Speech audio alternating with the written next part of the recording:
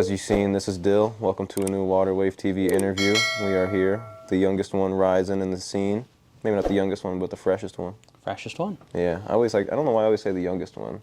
We are young, though. We're pretty young. You're a little bit older than me. What are you, 23? I'm 24. You said January 99. Yeah, so I'm 24. April. April, okay. Yes, sir. Okay, but yeah, for all of you that don't know, Dill has been around the water wave scene before the water wave scene was even a thing. It's been a long time. It has been a long time. Yeah. If you don't know the water wave story, it began in River Falls, Wisconsin. And you just reminded me that I forgot about this till you brought it up, but we were at orientation, we got paired up to be partners at orientation. For college. And here we are now. But what were we doing at just to like look around the school? Or? I have no idea. I don't remember. I remember getting paired up with you now that you said that. But I'm like, I forget like what we maybe would have like talked about or did like the whole idea of pairing up. It's confusing me now thinking about it because we get put in this room. There's like 300 people there, and then we get put together to do some kind of activity or something. Probably like where are you from? How did you choose River Falls? Network with somebody. Like that. Yeah. Probably. That's cool. But yeah, for all of you who don't know the water wave story, a quick little summary. I went to River Falls, Wisconsin to play football. That's also where like Calvino and I guess Reese was already living out there, and we ended up meeting Ouija through concerts that were happening out there, and then all the PC guys, Hunter and Tez and Angel and a bunch of the other guys that were kind of around the scene in water wave more frequently. Back then, we all met in River Falls, and Dill was there as well. We met him in River Falls. You made some cover art for Calvino. The cover art for Vino, Play-Doh. I did a lot of photos for Angel. I did a bunch of random stuff. And then I remember the YouTube banner, actually, still the YouTube banner that you guys have, that like vaporwave looking. You made that too? I did make that. Damn. That's I couldn't remember where that came from either. That's just been sitting because I put it there because it fit perfect, and I've never changed it. I think it was our. It was don't need to. It ain't broken. It was our Twitter one for a while too, and then I think I changed it to. Right now it might be a picture of me and Alexander Madison from our interview, but I think it was our Twitter one for a while too. But yeah, no, River Falls was like a starting grounds for a lot of like cool shit to happen. I think for at least for our group, like a lot of like original stuff happened there. And I mean, besides those few things you did for us, you were always around the house when we were creating and coming up with ideas. And I don't remember how that happened either. Is the weirdest part because we had the orientation thing happen, and then I don't remember what was the connector point to be like, oh, Eric's here, and these people are doing music. I don't remember what exactly like the inception point was for me being around. Yeah, it was such a new time for us too because I was just vlogging, maybe learning how to shoot music videos and stuff. And what did you go to school for in River Falls? I was going to be a history professor. Okay. So I had like a 5-year, not like a history degree that's worthless, but like an actual 5-year attached to teaching. So it was this whole thing. And that's a long story. I'm sure we'll get into that. But yeah, history was the initial thing. So you weren't even like, were you taking any, or did you have any prior music knowledge or ambitions before going to River Falls? I had vaguely thought about it, and I'm glad that I didn't do anything because all the other ideas sucked. They were so bad. And I don't remember how we got into the whole water wave thing, like I said, but initially, I just wanted to be around people who were doing music things. And I don't remember how we got connected after that again. But even if it's not the stuff that I wanted to do, I mean, like at the time, I wanted to do stuff that was closer to what you guys were doing. So like I wanted to do like hip hop adjacent stuff at the time. And I'm glad I didn't because it's not for me, man. Yeah. I would have fucking sucked. Yeah, no, your music is far from hip hop. Yeah. At least on your recent project. It strays very far. Yeah, because I feel like you were making before this project. I feel like you were making music and stuff before. Like, were you recording while you were in River Falls, or did that happen when you left? I did. I started making like on the very last year I was there. I started making like ambient music. Okay. Mostly because of limitation, but also because of style. I feel like I remember you sending me some music like that year that we left RF, and you were still there for that last semester. Until like up until now, like we've been like on and off talking about music and what we've got going on. But yeah, how did you find your sound? Like, what was like your process? Like from like first recording to like realizing like, damn, all right, this is my lane. You know, I'm not gonna try to be a hip hop artist, or I'm not, you know, because it Yeah. sounds very natural. And I think It's when I listen to your music, I know what you look like, and I know, but like when I first listened to your album, I was like, I did not. That's not what I expected. You know what I mean? Like yeah. I don't think if people like hear your music and then they see the picture of you, they wouldn't have expected that. You know what I mean? 100%. No, all the time. That's the number one comment I get. Like that came from that guy. Yeah, yeah. No, I get that all the time, and it's actually a very straightforward story of how that happened. Because I was hanging out with you guys and I was trying to soak up anything music related, and then I remember it was a very specific release. There's an artist called Eden, right? Pretty like mid-sized artist from the UK. He's like half Hong Kong, half Irish. Well, no, he's from Ireland. He's from Dublin, Ireland. But he's awesome, man. I was strictly like I had a very weird musical trajectory as a kid and growing up into being like a teenager and getting into River Falls. It's like I started as a kid. I would listen to like classic country. I would listen to rock music. I'd listen to a lot of stuff like that, a lot of safe stuff. And then I got into like heavy metal as a kid and like emo music and stuff. So I kind of straight shotted into like the emo phase at like 9. So I went past that. And it was so funny. I have so many weird little stories about that. But and then I got into underground rap like very heavily. I was huge into underground rap for probably 8 something plus years. So like the time I got to River Falls, that's what I was listening to. Yeah. What artists were like? Was it like the like Rich the Kid, Famous Dex type, Jay No. Critch, like Rich Forever type underground, or like what kind of underground was it at the time? Because At the time, I mean, it's some of it's underground. Some of it definitely wasn't looking back on it, but it's way bigger now than it was. Like for me, Whit Lowry was a big one. Okay. Whit Lowry is a big one. If you know that name at all, probably don't. not. Yeah. Yeah, he was a big one for me. I listened to Logic before Logic was like, I'm talking like undeniable Logic, like 2012 Logic. Yeah. And that was like I wrote a biography paper about him in 8th grade, so like that That was was a a big Logic. huge one. My first tattoo, almost, I didn't get it, but this was almost gonna be my first tattoo. Was the Everybody album, the 3 lines with the shit. circle. That was almost gonna be my first tattoo, but then I guess I just didn't wanna. I didn't go through with it. I had like the idea because like, isn't like the symbol for like everybody's equal, like that, or like that you're gay or that you're bi or whatever is 2 lines with a circle, right? Maybe. I could be wrong, and then the 3 lines is the only distinction. I was like, I don't necessarily know if I want to put that on my body my whole life to maybe give someone the wrong impression if they don't know what the Logic album is. So that was the only reason why I didn't do it. But like I was a huge Logic fan going through high school. Like Oh, yeah. the Under Pressure albums and Bobby Oh. Tarantino. Like that was my glory days of like really like putting music on when I wake up and go to school in the morning, or like after school or during or before games. Like that's what I was listening to a bunch of. But more recent Logic, I haven't been able to reminisce with as much. But Yeah, I mean, I'm kind of in the same boat. I don't listen to a lot of rap and hip hop. And like when I do, it's very specific. Like I'll go back to old stuff on soundtracks, or like I'll listen to Kendrick Lamar. Like I like Kendrick Lamar a lot. I will say that. Yeah, but some of the Logic stuff I listen to, like the Under Pressure album, incredible.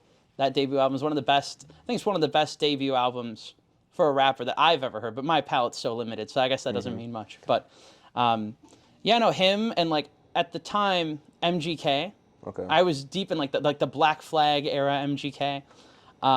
Those were kind of like the main 3. Skizzy Mars, if you know Skizzy Mars at all. Yep. That was a big one. I liked G-Eazy. So I was on like a whole weird musical trajectory then. But by the time I got to River Falls, I think it was my second year. When the second year started, like right after winter, so spring semester, Eden had an album called Vertigo come out. So I heard Vertigo, and keep in mind, I was like I listened to rap, like that's it. And I heard Vertigo, and it changed my life.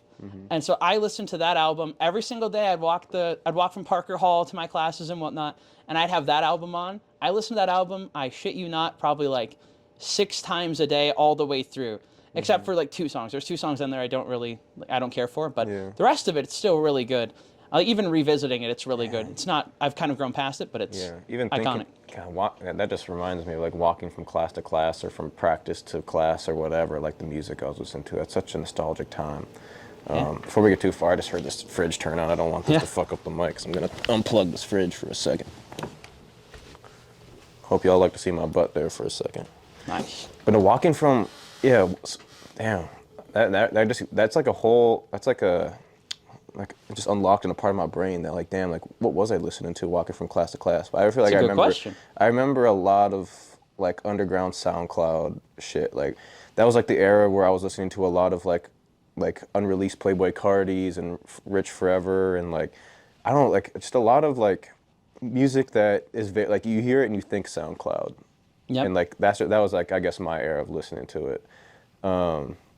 But yeah, so those are like some of the artists that you were listening to. Do you think they helped to kind of shape your sound and kind Oh, of where one you ended million up going? percent.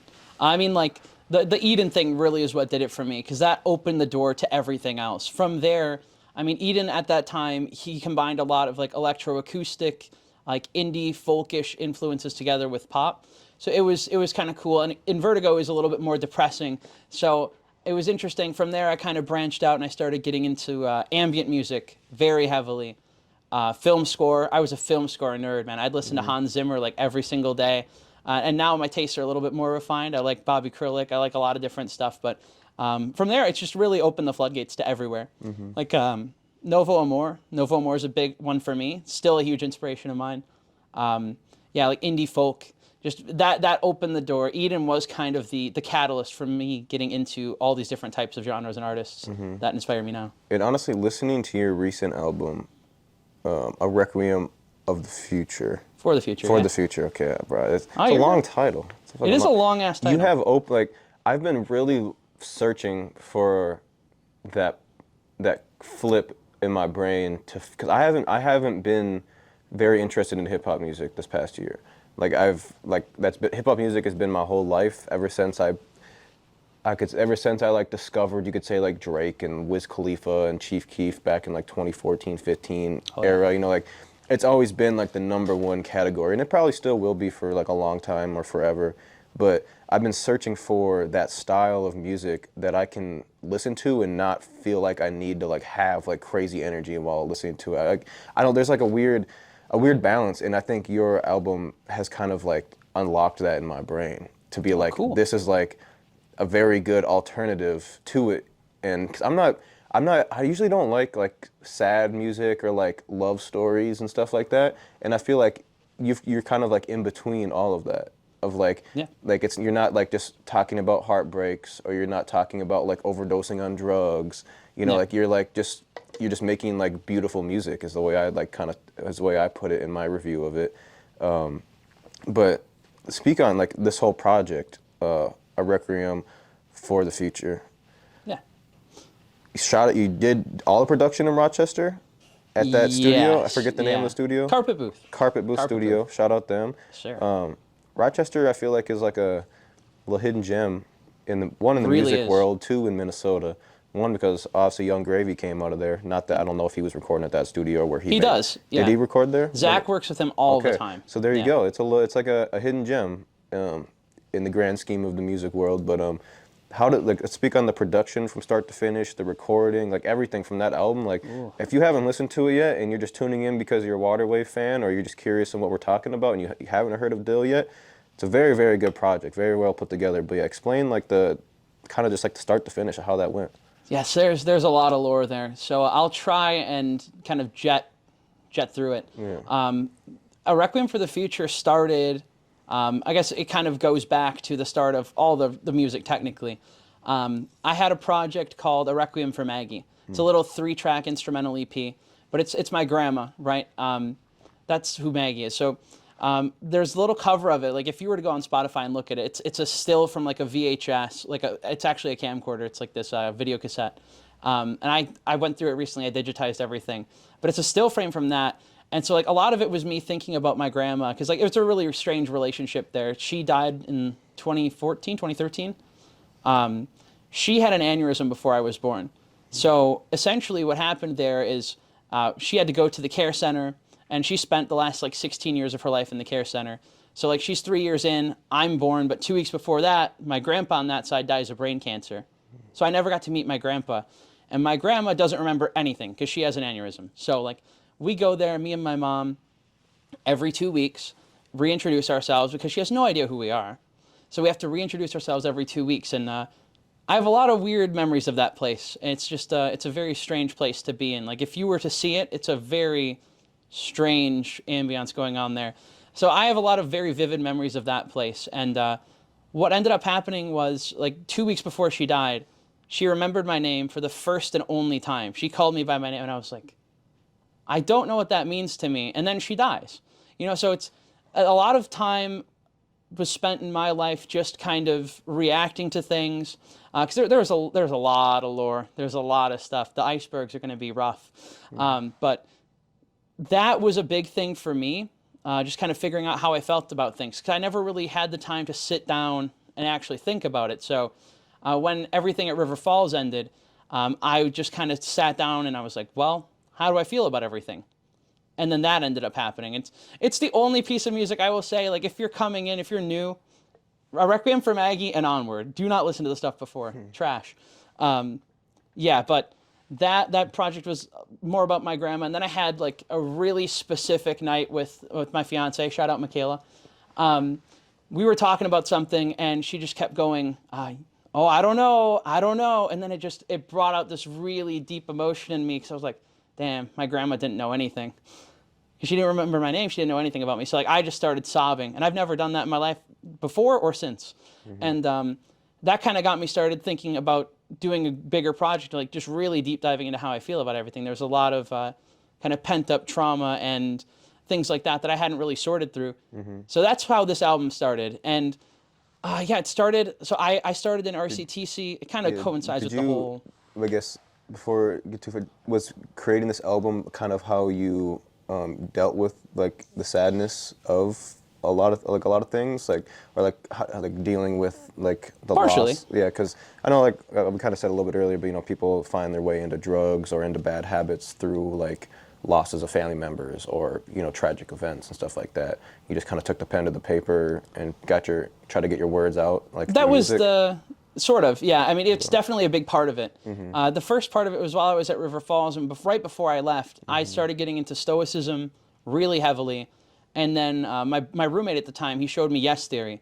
So Yes Theory on YouTube, I became a huge fan of theirs. So like those two things kind of coalesced, and my mental health just went way up. That's good. From there. And like I've never looked back. And then the other half of it was like there's still unresolved things here. So then the album and writing and kind of getting all that out was the last half. So Okay. yeah. Yeah. So yeah, let's get it. Yeah. So the new album, what's like the process of making all that? New album, it's a little bit scatterbrained. Right now it really just depends on. I'm still super independent, so it's expensive. New album process right now is I have some dates coming up. We've got to start on like 4 songs. I mean, sorry, my bad. Before next album. Oh, okay. The current one out is what I'm. Current one, yeah. Sorry. Requiem for the future. Yes, sir. Yeah, the process for it was super scatterbrained as well.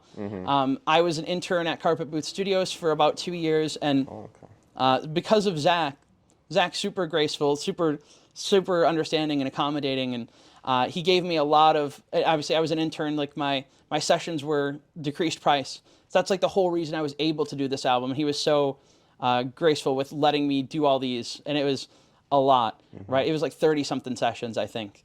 So I spent a lot of hours in there. I think it's like almost 200 to 300 hours making this album. And it took like a year and a half almost of just recording and going through stuff and throwing stuff at the wall. And yeah, I was going through a rough time because I'd worked at a factory. That was rough for me. So like I spent every dime on that album. Like full transparency, I spent 28 grand of money that I didn't really have making that album. I injured my shoulder halfway through working at the factory. It's like 6 months in, like I'm bagging protein manufacturing stuff all day, and I ripped my shoulder up. And like I'd go to the studio to work on stuff on my off days, and you're working 12-hour days at the factory. It sucks. Yeah. And I'm pulling a microphone cord out, and like I pull a muscle in my back. I'm like, oh shit. It was rough, man. It was super bad, and I didn't have enough time to talk to Michaela. Like it was just a rough time, but it all paid off. Yeah, the album, it was really important to me because this was, to me, it was like a statement like, hey, I matter. I can do this. This is something that's really important to me. And like that was a mission of mine, is to make this album. And whatever happened after that, if I could make a second one, great. Yeah.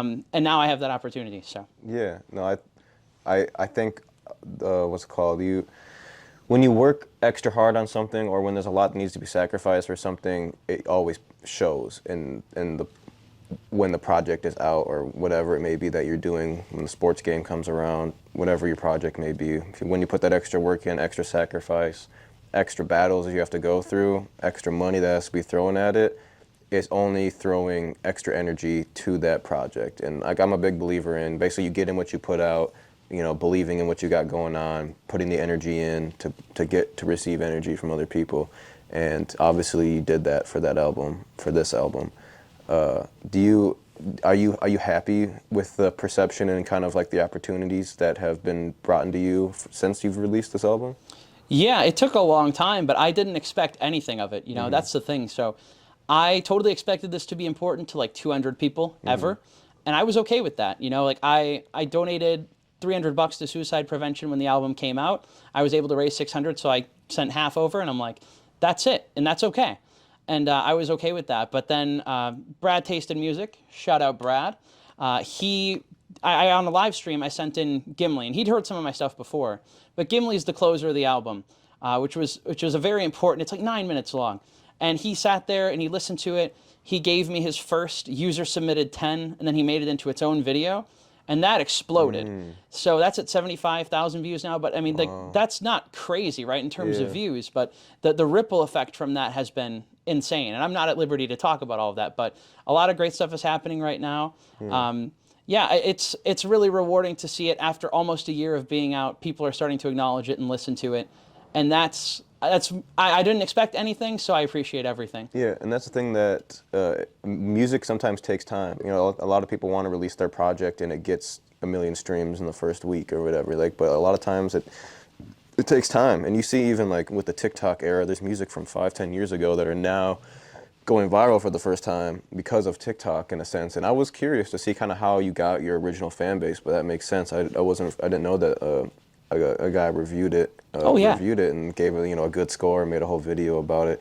Because if you look at, let's say, your social media presence, it's not necessarily like super hyped up. Like a lot of artists are like big on Instagram and social media and needing to keep up an image and all this stuff. But I think your music is your image. Like your music speaks for itself. You don't need to have like fancy cars, designer clothes, and a bunch of jewelry. Like your music is your music, and like I think that's when you're a genuine music artist and not an entertainer, like it can speak for itself and it'll bring opportunities that being, that, let's just say, I wouldn't say faking it, but people that are trying to paint an image more than what the image is, Yeah. I mean, speaking on that a little bit, like for me, it's been really interesting. I think it is the music is the image. The music does speak for itself. I don't feel the need to, and I don't want to be that guy constantly posting all the time. And that is the thing as well, talking about more so quantity over quality. I'm more the opposite. I just want to release really good music, and it takes time. It's going to take time, man. I don't have any interest in pumping shit out. There's plenty of shit. Yeah. You can go get lost in a shit sea out here. Yeah. And if you like that, that's your thing, go ahead. But for me, it's coming when it comes, and it's going to be really fucking good. So. I can agree. There's a lot of bad music out there. Same with any industry. There's a lot of bad anything out there. Bad products, bad energy drinks, bad whatever. That you got a quality over quantity. I think is a big thing, and that's why you see less interviews coming out from me too. Is I just want to have high quality guests that have high quality stories and high quality camera work and high quality lighting and just like everything and whatnot. Shout out Manifest This Motion. We actually got them behind us today. The guy shooting got behind the cam making all this happen. Man, I just like to give you your flowers. Like I'm proud of where you came. Like I'm excited to see where you got to go. Obviously I can see and know a little bit about what you got coming up that we're not going to tell the world just yet, because it's always better when it's presented correctly. And whatnot. But yeah, no, it's like, I don't know, it's cool. I just love seeing people win, especially like when I've been with them or I feel like was with them early on and been able to stay in contact and then like see them win. I know there's a lot of people out here that don't like to see the people win that they grew up with or that they were around, because maybe that they feel like that should have been them, or they were in the same position and they didn't capitalize on their time. It's such a weird thing to think. It's such a goofy fucking thing to think. Yeah. There's enough room for everybody to win. Rising tides raise all ships, and that's kind of the whole mentality I'm going with going forward. I mean, the biggest thing is, and what's even weirder about that whole idea is that, like, who does that help? Really? Like, if you're not spreading the talent around, if you're not, hyping everybody up, who does that help? You're going to alienate opportunities for yourself. It's a strange thing. So everybody that I'm around, I have such a good team of people around me, and a lot of different people around me that are just trying to, make shit that matters. And that's what's really cool about this and why I'm so excited. Yeah. And yeah, your story, it makes sense. And one thing to add onto your story that I can kind of relate to with my great grandma that passed, like, I forget how many years ago, 4 or 5 years ago now. I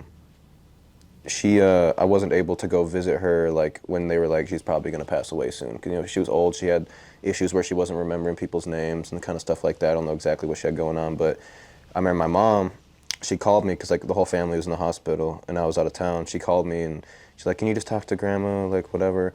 And she's like, whatever. I was like, hey, grandma, it's Ricky, whatever. And then literally, like, oh, can you hang that up real quick? After that, she literally passed away like the hour after I talked to her on the phone. It's almost like she was waiting to hear, like, my voice for the last time, or, like, trying to at least get that one last goodbye to everybody. And I'd say, like, I know I'm not a music artist. I don't necessarily get to put the pen to paper to, like, rap about or sing about how I feel. There's a little switch on the side of the thing. You can just turn the ringer off. But, like, that's like I can see kind of where you could have, like, perceived that as like I need to do this for somebody, or because obviously you loved your grandma, you loved everything you could, even though you were young, or when you were young, she had that condition where she didn't get to know much about you, but you still had that love and affection for her and caring for her and stuff like that. So I can definitely reminisce with that feeling, and I just wanted to add that in there too. But I appreciate that. I get that. I get where you're coming from with that, and it's like a crazy concept, because it's like the idea that, like, someone just like they either remember you for that one last time and want to make sure that they feel that love before they're gone, or vice versa, that, like, I want to say goodbye and say hi or goodbye to you one more time before you're gone. And I get that too. Yeah, and that's it's funny because that's kind of the lore of You Can Rest Now, which is track 6. You Can Rest Now, a lot of it is about, like, you can rest now, to her specifically, and my friend Kyler, who passed from suicide, which is why I did the donation and everything. It's about, I hope that they can rest now knowing that I'm doing my best. And that was the big thing for me. That's why that song is so important to me, and that's why that was the first single. So, like, and what's really interesting, I guess, about, your story, even mine, with my grandma, is that it's a thing where it's inherently tragic, right? Like, she didn't get the opportunity to know me, and there's always something about that kind of rubbed me the wrong way, and for a long time I was really jaded about that. Like, I wish I would have gotten to know my grandma, and it's how she didn't get to know me, and she couldn't appreciate anything that happened, But, like, the thing is, as I get older, I think about it. I'm like, I'm just very happy to have had that time, and it's a beautiful thing that, like, this is unique to me. Like, my grandma, all this stuff that happened, like the cover of a Requiem for Maggie, that original instrumental EP, that was one of the very few times that she was let out of the care center. It was like 5 times. I did a 4. Fucking stupid. It's like 5 times she was let out, right? And that was the only one that was for me. That was my 5th birthday party. So, like, there's audio sampled throughout the album that's from that video cassette. So it's like, it's a really kind of awe-inspiring thing when I look back at it. It's just like a weird circumstance. I can only imagine what life I could have had. And that's kind of the point of the project, is that it's a love letter to my past, present, and future. It's coming to terms. It's complete acceptance and relentless optimism. That's the point of the project. Yeah. Was there any quotes or sayings or, like, inspirational videos, speeches that reminisced with you, like, throughout your life, or, like, kind of what you go back to and think about a lot? Things that I think about a lot. Because, like, for me, I guess there's a few things like super simple quotes is like work harder, not smarter. Like, just like simple shit like that. That, like, whenever I'm doing something, and if feel like I'm, like, rushing shit or working too hard, just, like, take a step back and think about, all right, what's the smartest way to do this rather than the hardest way to do this, and, like, busting shit out, or, like, you only fail until you don't fail until you quit, like, things like that. Or there was a few TED Talks along the way that I heard that, like, like I remember, and I remember like like certain key moments of it and stuff like that. But is there any that have like reminisced with you throughout your life? There's a few things that I think about a lot, kind of leaning into what I said earlier about stoicism. And I might butcher these quotes because there's a lot of them, but there was one. Marcus Aurelius said something like, "You could leave today. Let that determine what you do and say." Right? Just I think he was meditating on the mortality of not only himself but of his kids. He buried a few kids. He had a rough life being the emperor of Rome. A lot of kids died, but it's more so even like thinking about that about his kids. Like they could leave at any moment. What do you want that impression to be to them? And so I'm always very careful about what I do, what I say, because any minute, like right now, I could have a heart attack, I could die. And then there's so much I wanted to do and so much I wanted to say, but I don't want to go out on bad terms. I don't want to, I always want to shape the best possible life for me before I go. And for everybody around me, that's the thing. Like a lot of this isn't about me. A lot of it's for other people. Exactly. It's like a 51-49% thing. I don't know where I got that from, but if you always got to make sure that you're good. That's the 51%. You're always more important. But the rest is for everybody else, because you don't need much, man. Yeah, exactly. That's kind of like where we're at over here too. Like me, me talking about or interviewing or asking people who their favorite Minnesota music artist is at these events, or doing any shit about Waterwave. This isn't necessarily just for me. I enjoy meeting people and talking and hearing people's stories, but like a lot of this isn't, directly just for me or, just for us. It's to give back. And I think part of like making a legacy on this planet Earth is what you've done for other people, rather than how much money you've made for yourself and how much fun you had for yourself, but what have you done for other people? Almost like very completely off different, but like Mr. Beast. Like how Mr. Beast, like how much shit he could just be doing for himself, but how much money he builds orphanages, open up schools, helps people that are blind or deaf, like around the country. Like he is the prime example of he could be one of the richest people in the world, owning a big business and just keep doubling, tripling his money, but instead he's making the money and putting the money in the right place at the same equal rate. And that's kind of how I am, but not necessarily with the high volume of money, but with the high volume of energy. Giving that 49% of your energy to helping other people and that 51% for yourself, to make sure you're still like slightly above, to make sure you're doing good, but give back to others. I like that. No, that's the nice thing. I think he's doing a great job. I mean, even if like tomorrow, if he had a heart attack, right? He did the blindness thing alone. Like that's amazing. That's a legacy right there. Like that's it. He could do nothing else, and he'd still be fucking awesome. Yeah, I don't think there's enough people that understand what he does, because I feel like if more rich people understood what Mr. Beast actually does outside of like entertaining YouTube content, there'd be a lot more of that stuff in the world. Like even like someone like a Jeff Bezos or like a fucking Mark Zuckerberg, who has way more money than him, like how much you could really be doing with your money and your time and your efforts. Or even like, athletes that sign, $200-400 million deals. Like how much, like, I don't, I maybe not everyone thinks the same, and maybe, people got a lot of shit going on to be worrying about that type of stuff. But I think there's just a lot of money share. Like you could spread the wealth out a lot, and you could still be rich.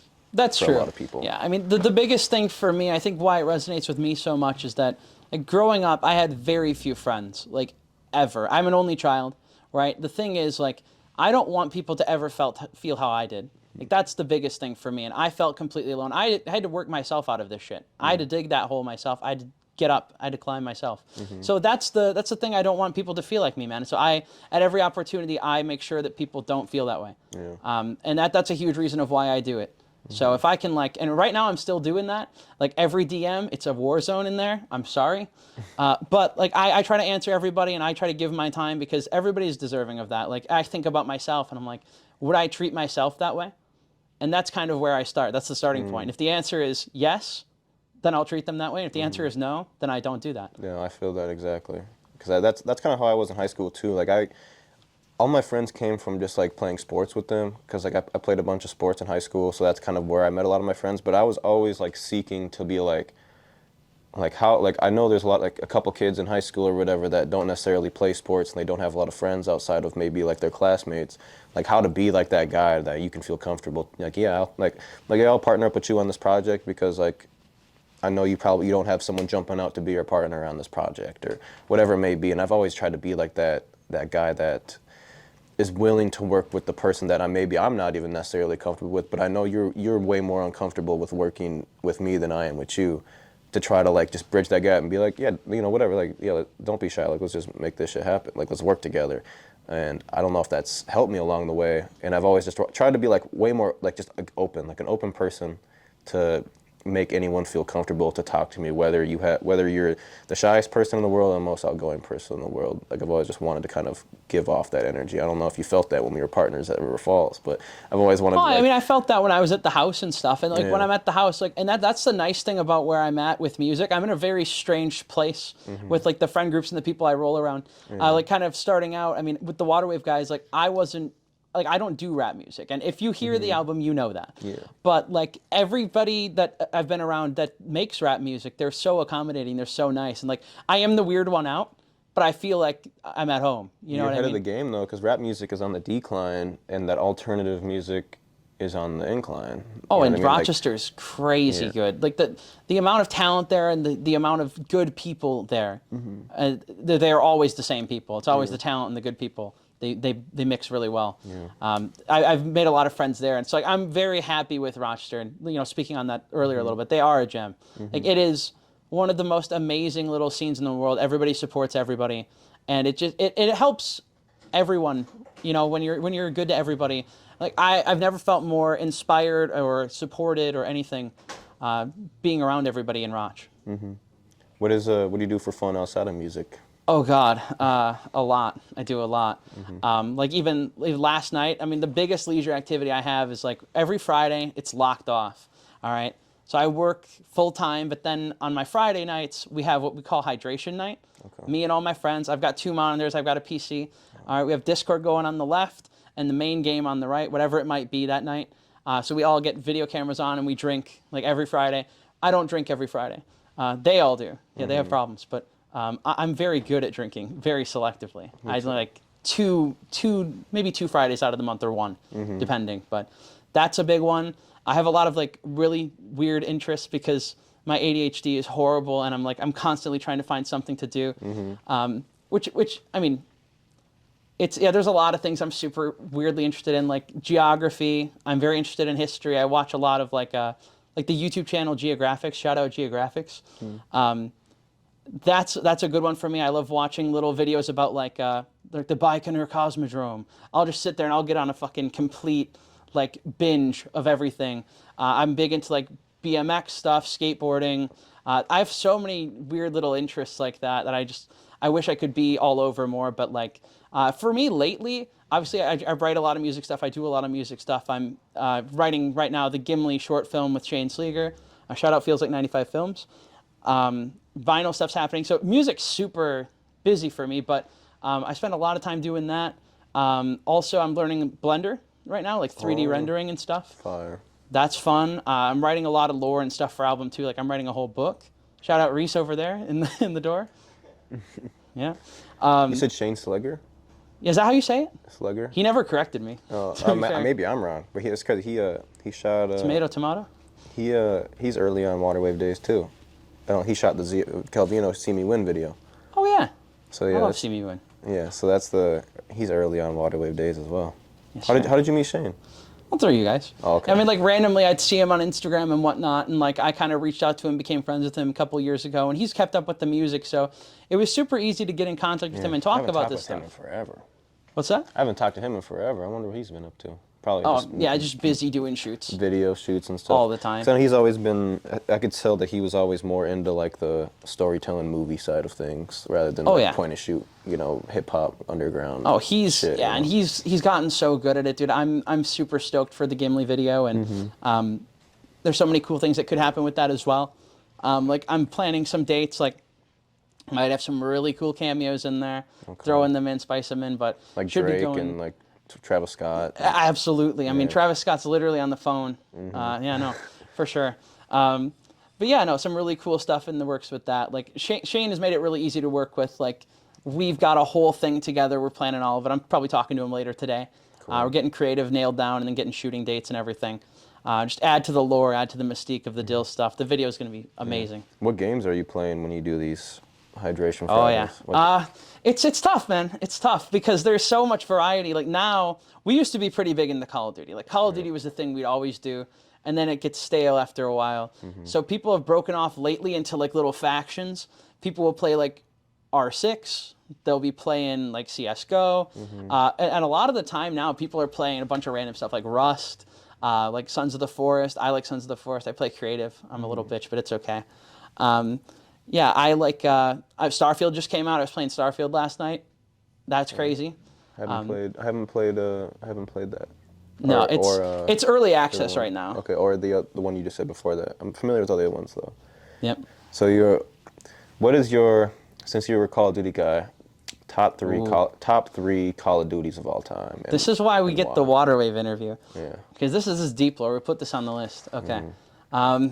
I think for me, I have a lot of memories around I wasn't necessarily a COD 4 guy.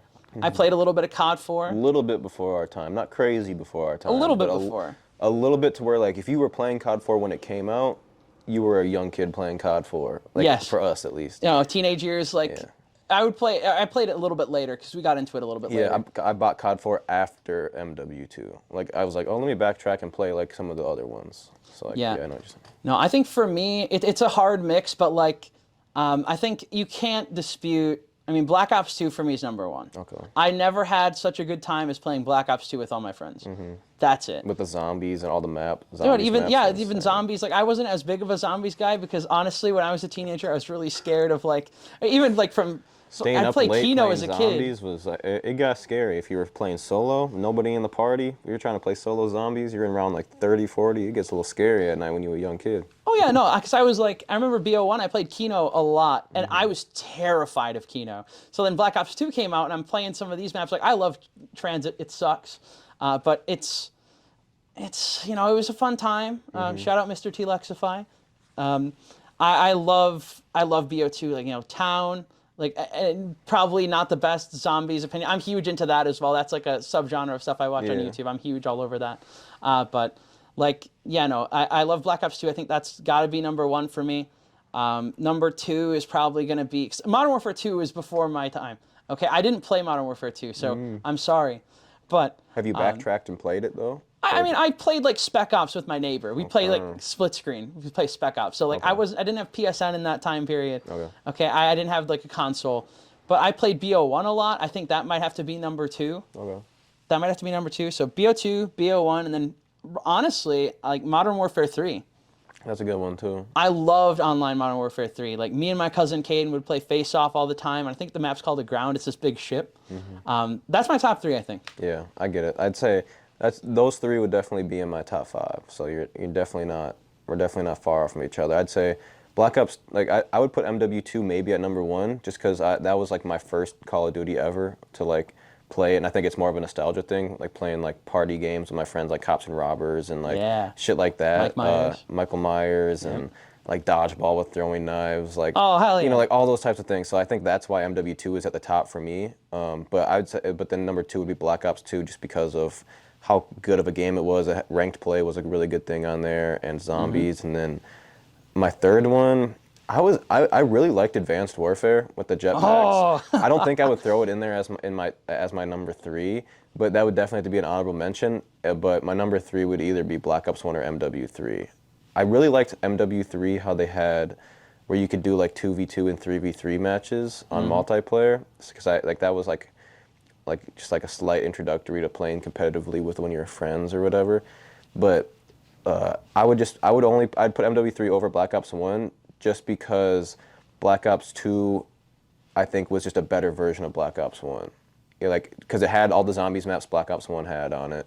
It had better graphics and more stuff to offer in a sense. So I'd say MW2, Black Ops 2, MW3. It's an interesting discussion. I mean, it's a lot of valid points you're making. I think the weird thing about Call of Duty is because even it's a super subjective list, obviously, but I probably would put BO3 up there if I was around during that time. I've gone back retroactively playing online. It's fun. Black Ops 3 is a really good game. The zombies is amazing. I play custom zombies now. Black Ops 4 is a great game too. We complained at the time. Black Ops has never put out a bad game. No, Like any of the Black Ops series have always been good. I complained at the time. We all complained at the time. Like all my friends, like God, BO4 fucking sucks. Like, but Running then on- you look back on it and like, I guess it wasn't that bad. It wasn't that bad. Yeah, they're all. Yeah, Treyarch is good at what they do. Shout out Trey. Have you been paying attention like the past few years with like the Call of Duty League, like the professional side of things? A little bit, yeah. 'Cause I was a huge Call of Duty YouTube kid. Like, I grew up in the era of like Woody's Gamertag. I watched Mail Monday. Like, I watched a lot of like Scump, and I watched a lot of different people like that, like Face Pomage. I was all over that. Yeah. And I know he's switched sides a couple times. Yeah. Like, everyone's kind of done their run of the mill. But that was a huge part of my life growing up. Like, Yeah. I didn't have a lot of friends. I watched a lot of stuff. Yeah, I just took things I in. watched so much. I played and watched so much competitive Call of Duty growing up. That was my dream, was to be a professional Call of Duty player and play for one of the the Optic or one of the big teams and organizations. But Minnesota has a team, the Minnesota Rocker. Yeah, and that's Yeah. a cool.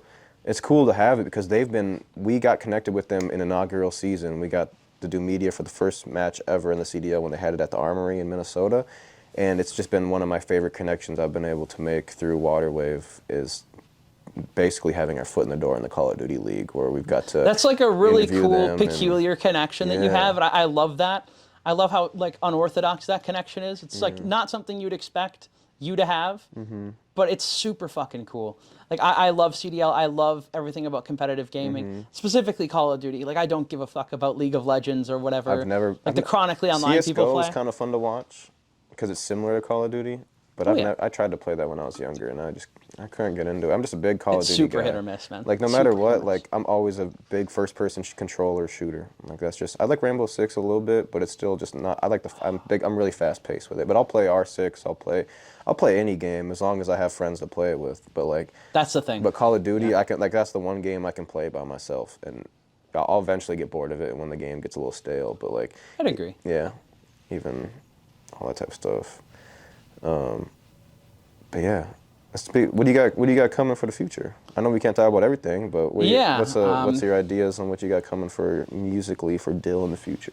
Musically for Dill in the future, there's so much stuff, man. Because like the thing is, right? I'm obsessive about this kind of stuff. So like, there's a whole second project, not even Dill. Like there's a whole second project that's coming eventually. I have like a 3-track EP for that, kind of putting all like strictly ambient, like cinematic instrumental stuff over there. Kind of like a sync licensing farm over there is essentially what I'm going for. But the Dill stuff is the primary stuff, obviously. Obviously, album 2 is coming.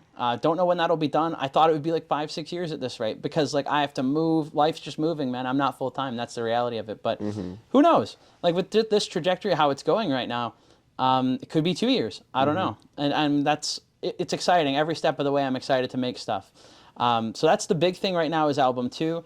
But like I have album 3 planned already. Like I know what it's called. I have songs. I'm excited, man. I'm always thinking about this kind of stuff because like I'm hyperactive. I have ADHD. I'm bouncing everywhere. But luckily for me, I am obsessively creative. So there's that. I get to kind of focus all my energy into this one place. So I'm like obsessive about one thing. I'll stop and I'll go and do it for a while. But like there's so much stuff. There's so much stuff. Like there's a TV series I've been writing as well. I want to have like a Gerard Way moment at some point where he's got Umbrella Academy on Netflix. You got My Chemical Romance, and then he's like, oh, he makes this show. It's awesome. It's like eventually the idea is to be really well off with the regular music stuff, and then eventually drop this show, and then people will list it in the conversation with like, oh, Breaking Bad, Lost, Dill's show. Like that's the arc I want to be on. And obviously, like I think for me in the future, what I'd really want to do is the Dill music be primary, do stuff like that. I mean, I love like Rick Rubin work, sitting in with people and kind of walking through their own art with them and just kind of trying to nurture that spark with people. That's really fun for me. I do that a lot. I like ghostwriting. I do that. Just consulting people with music. That's a big thing for me. I want to compose for a show at some point. Like imagine a Game of Thrones type show comes along. Like, wow, this show is fucking awesome. The music, who did this music? It's so iconic. Oh, Dill did that. Yeah. That's awesome. That's fire. I do want to do that. I want to have my own little Hans Zimmer moment. Yeah. Or like I think that's a niche in the music world that not a lot of people are putting in their mind as an option.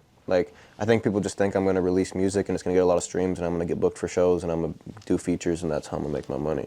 Like, people don't see the actual business side of music and all the ways that you can actually use your skills and work with other people in the music industry. And that's pretty cool that you're already kind of on that track of realizing I'm always thinking about it. And I think the live show thing for me is not like something I intend on being a huge part of my whole thing. I'm not the biggest fan of it, and I think the music that I kind of make deserves like a big, or at least like a small ensemble of different players, you know, like synths and drums and like a small orchestra. Like, I think that would really bring something cool. But until I'm at that point that I can do that, that's not feasible, man. Yeah, you can't just do that. Yeah, because you could. That's one thing too of like doing big live shows like that. It's like you need like, I wouldn't say anybody could do it, but like anybody that's super talented at making music can do that type of stuff. But it's like you just need people to show up to these things, right? Like you can put on an amazing show. You know, you have to book the venues, but it's like, what do you? It's like the tough thing of like you need the fans for it to be able to actually do that and not just be doing it, you know, in your garage and just to do it. Well, yeah, like the biggest thing for me is like you need the fans because there's no way that a regular person can just put that together. Like you have to pay everybody that's a session musician to be there. Like if you're playing violin on stage, I have like 4 people doing that. You have a drummer, you have a bassist, you have lead guitar, rhythm guitar. All these people need to be paid. And like unless I'm at a point that I can sell out like a 5,000 to 10,000 plus venue, like I'm not doing that, man. So like it's just not something I'm comfortable with or really interested in until I get to that think if like point. an artist that's like in your lane, like recognize what you have going on and worked with you and maybe even put you on tour with them, like that would be like the perfect scenario for you to like kickstart your live. We'll see. Your live show career. Because like imagine like, I don't know, I can't name an artist off the top of my head that kind of fits that bubble, but like if they brought you on tour and you opened up for them in front of 10, 20,000 people, you got your band out there, you got, you know, you're on your deal shit, and they all were like, who is this? Boom. And like, because like I think giving someone a really good live show means so much more than them listening to your album and liking a song. Like if they can leave that concert and be like, whoever that guy was that opened up for whoever, he was better than the guy that was the headliner, or you know, or met up to par. You know, and if you can get that impression on people, I personally always like when people do a better show rather than hearing the music, because everyone can make, not everyone, a lot of people can make good music, but not a lot of people are good performers, and I think that's like what separates a lot of artists with each other. So, no, it's important to do. Opportunities will come. Yeah, no, it's really important to do. I think at some point I would want to do that. I mean, that's right now, I guess the way I'm doing that and leaving that impression with people is I answer as many DMs as I can. Like I'm just a person. I'm not special. People are like, oh my God, he answered it. I'm like, yeah, I answered it. Until I can't, man. And that leaves an impression on people. And I do it because it makes me feel good. And like I want those people to, you know, like they're acknowledged, you know. This is the first podcast I've ever did without shoes on. Yeah, I got to free the foot. It's a carpet booth rule. Like I get in there Really? and, well, it's not a rule. It's a tradition. It's a custom. Okay. Like you got to do it right when you get there, though. Like I waited a little bit to take my shoes off when I got here, so party foul. But we got to get to the carpet at least. You got to get to the carpet. No, but A24 Socks interviews in a movie. There you go. And anything else you want to add? Any last shout outs, words of wisdom for the peoples before we send this off? I mean, shout out Waterwave, obviously, for putting this whole thing together. I've been here with these people for like 4-5 years now, nearly. So that's really cool. Vinyl's coming soon, December, January-ish. Gimli music video around that time as well. We've got album 2 on the way. Shout out Brad Taste in Music. This wouldn't be happening without him. Like everything that's happened is because he's opened those doors for me. Didn't mean to, but he did. And there's so much coming that I can't talk about, but man, him, I mean, like, Hive Mind, shout out to Hive Mind. You familiar with Hive Mind? Awesome YouTube channel, fucking hilarious. They're great, they do a lot of music-related content. I've done some reactions with them. Like, shout out Quedeca. Quedeca showed up on the stream randomly, and he listened to some of my stuff, so he's heard 3 songs now. I'm 3 for 3 with Quedeca. The other day, he heard Blood Moon for the first time, and he's like, beforehand, he just goes, Dill the Goat, he don't miss. But I love Quedeca. Quedeca is a huge inspiration to me. So that means the world, like watching those things. So shout out Quedeca. Really inspires me to to do better with my own music. His arc is crazy. If you haven't gotten onto Quedeca, definitely do that. I have to check it out. Yeah, that's about it for me. Pre-order the vinyl, or you're going to hell. Comment your favorite Dill song in the comments below. This was Dill. This is Ricky. This is Waterwave TV. Share with all your friends. Tell all your friends about Dill. Tell all your friends about Waterwave. Come shop with us at 1521 Como Avenue, Southeast Minneapolis, Minnesota. Get your vintage, your hype, some clothes you see behind us. There's a bunch more behind the camera. But yeah, appreciate y'all tuning in. Hope you learned something. Hope you gained some knowledge today.